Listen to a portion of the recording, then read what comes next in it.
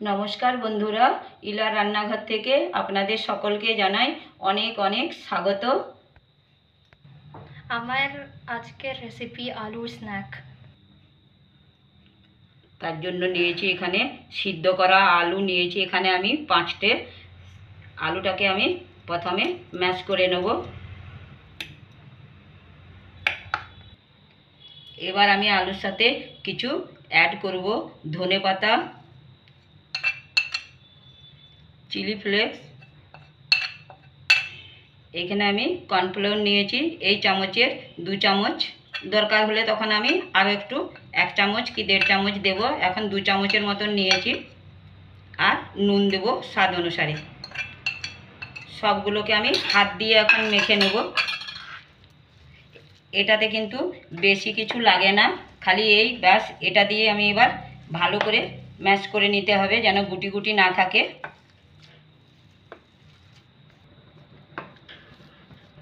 সব কিছু উপকরণ ভালো করে আলুর সাথে মেখে নিয়েছি। এবার আমি গোল গোল করে বানিয়ে নেব। এটা কিন্তু বিকেলে চায়ের সাথে খেতে খুব ভালো লাগে।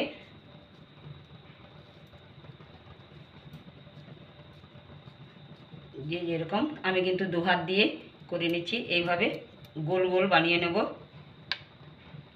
একটা কিন্তু করে নিলাম।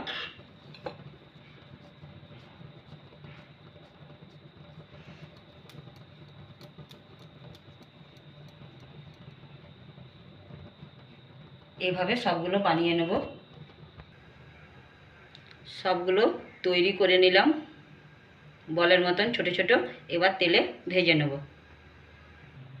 তেলটা গরম হয়ে গেছে, এবার আমি দেব, কিন্তু আমি একসাথে অনেকগুলো করে দেব না, কম কম করে ভেজে নেব।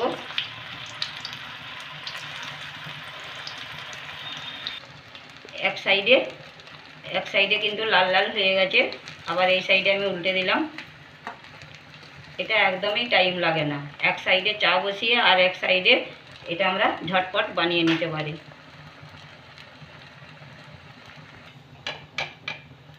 এগুলা কিন্তু আমার ভাজা হয়ে গেছে, তুলে নেব। এবার বাকিগুলো কিন্তু আমি এইভাবে সবগুলো ভেজে নেব।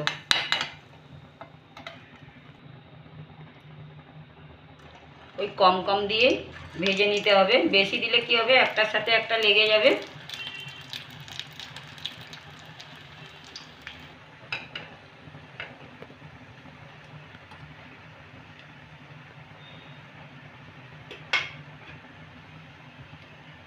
সবগুলো কিন্তু আমার ভেজে নিলাম।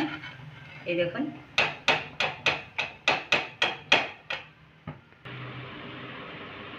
খুব কম সময়ে কম উপকরণ দিয়ে বিকেলে চায়ের সাথে বানিয়ে নিলাম আলু স্ন্যাক।